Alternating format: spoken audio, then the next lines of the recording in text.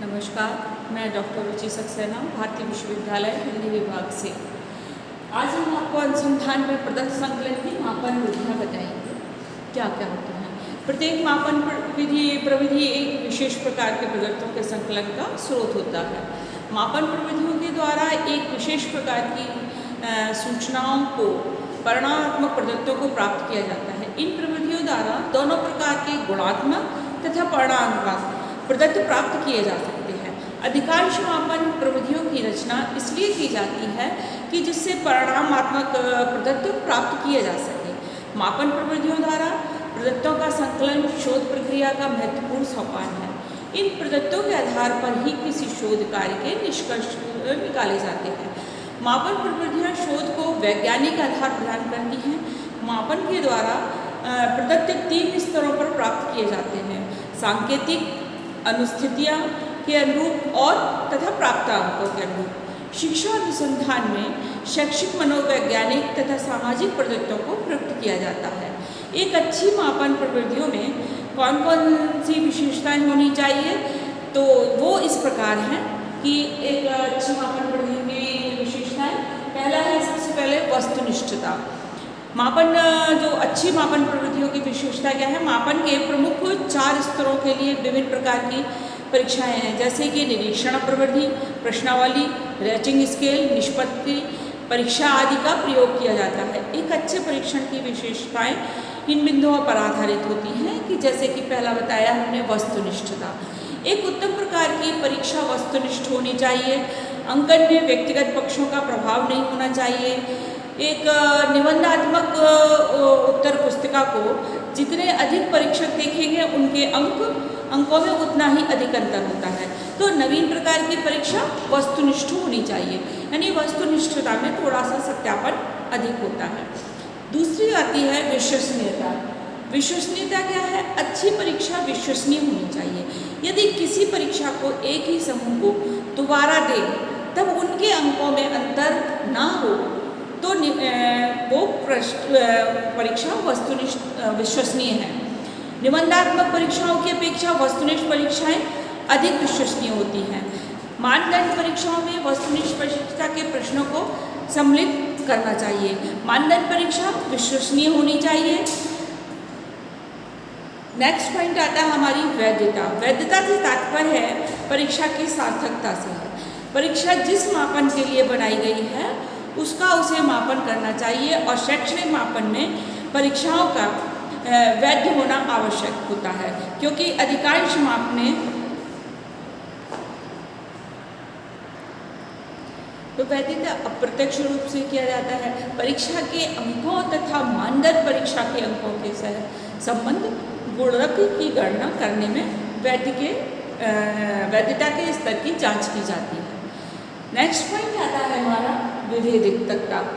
विभेदकता में क्या है? यदि एक परीक्षण उच्च योग्यता, सामान्य योग्यता और निम्न योग्यता वाले छात्रों में भेद बताता है। मतलब विभेदकता में क्या है कि जो परीक्षण जब हम करते हैं तो उसमें कौन उच्च श्रेणी का है, कौन सामान्य का है, कौन निम्न है, इन चीज़ों को दर्शाता है। तो उस परीक्षण में विभेदीकरण की शक्ति होती है। इसके लिए परीक्षण में कुछ कठिन और कुछ सरल प्रश्न होते हैं ताकि तीव्र और मंद बुद्धि दोनों प्रकार के व्यक्ति प्रश्नों का उत्तर दे सके। जब हम इसमें प्रश्नों का संकलन करते हैं तो कुछ कठिन प्रश्न डालते हैं और कुछ सरल प्रश्न डालते हैं, जिससे कि हमें सामान्य परीक्षा विद्यार्थी का अंकन हो सके, निम्न व्यक्ति का अंकन हो सके और उच्च कोटि के बुद्धि वालों का भी आकलन हो सके। तो ये इसमें विभेदकता में ये प्रमुख रहता है। नेक्स्ट पॉइंट आता है हमारा व्यापकता। व्यापकता का अर्थ है कि जिसमें जितने प्रश्न हो वह विषय के संपूर्ण क्षेत्र से पूछे जाए। यानी कि जब आप उसके प्रश्न बनाएं तो जितना भी आपका विषय वस्तु है उसके पूरे को ध्यान में रखकर ही प्रश्न बनाएं, अर्थात पाठ्यक्रम के समस्त पहलुओं से संबंधित हों या विषय के संपूर्ण क्षेत्र को प्रतिनिधित्व कर सके। सीमित प्रश्नों की संख्या ज्ञान अर्जन की पूरी जांच नहीं हो सकती। जब सीमित प्रश्न होते हैं तो उसमें हमारे ज्ञान का पूरा उपयोग नहीं हो पाता है। नेक्स्ट पॉइंट आता है हमारा प्रमाणीकरण। प्रमापीकरण में एक अच्छे परीक्षण की प्रमुख विशेषता उसका प्रमापीकरण होना है। कॉनब्रैक के अनुसार एक मानकीकृत किया हुआ परीक्षण वह है जिसमें कार्यप्रणाली, परीक्षण पत्र और फलांक इस प्रकार निश्चित किए गए हैं जिसमें कि वही परीक्षण विभिन्न समय पर या विभिन्न स्थानों में दिया जा सके। तो उसमें परीक्षण के निर्देशन, प्रश्न, परीक्षण विधि तथा मूल्यांकन के तरीके आदि पहले से ही निर्धारित होते हैं। जब हम प्रश्नों के परीक्षण की विधि, परीक्षण का निर्देशन, परीक्षणों का मूल्यांकन ये पहले से निर्धारित कर लेते हैं और इसको हम कहीं भी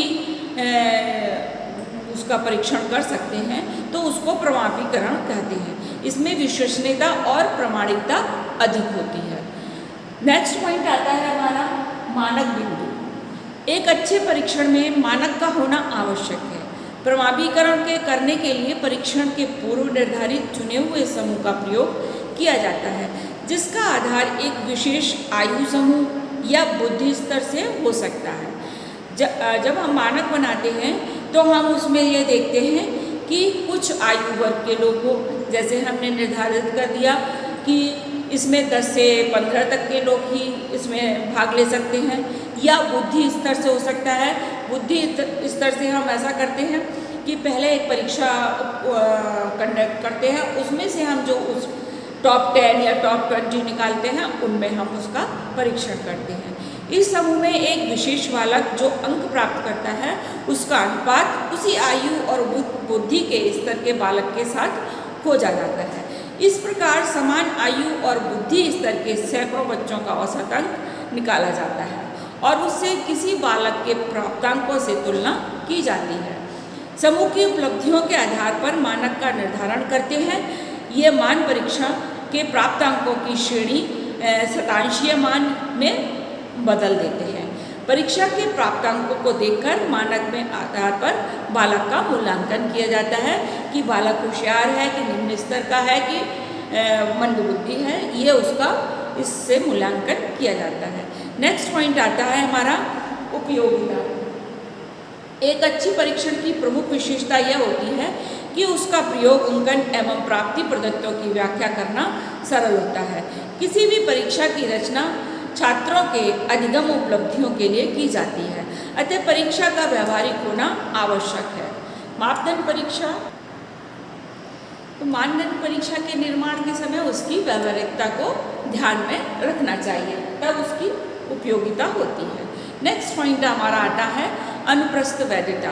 शोध कार्य के लिए एक मापन प्रविधि के चयन की व्यवहारिकता, वैधता सबसे महत्वपूर्ण विशेषता होती है। एक मापन प्रविधि विश्वसनीय तथा वैधता गुणक अधिक होने पर चयन करना एक जोखिम है जब तक उसका शोध कार्यों में प्रयोग नहीं हुआ है। जिस मापन प्रविधि का प्रयोग कई शोध कार्यों में किया गया हो और विश्वसनीय परिणाम प्राप्त हुए हों, उसकी विश्वसनीयता और वैधता गुणक अपेक्षाकृत कम है, फिर भी चयन करने में कोई जोखिम नहीं है। इसलिए अनुप्रस्थ वैधता के आधार पर मापन प्रविधियों का चयन करना चाहिए।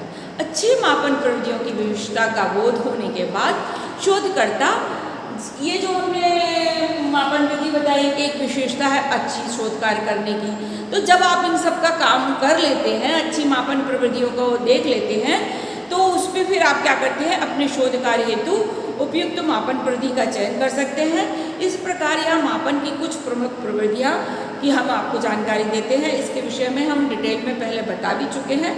जो इस प्रकार है, जैसे परीक्षण विधि है, निष्पादित परीक्षण, दूसरा है निरीक्षण प्रविधि, परिप्रेक्षा विधि, सामाजिक प्रविधि, प्रक्षेपण विधि। इन प्रमुख प्रविधियों की जानकारी आपको अगले वीडियो में हम देंगे।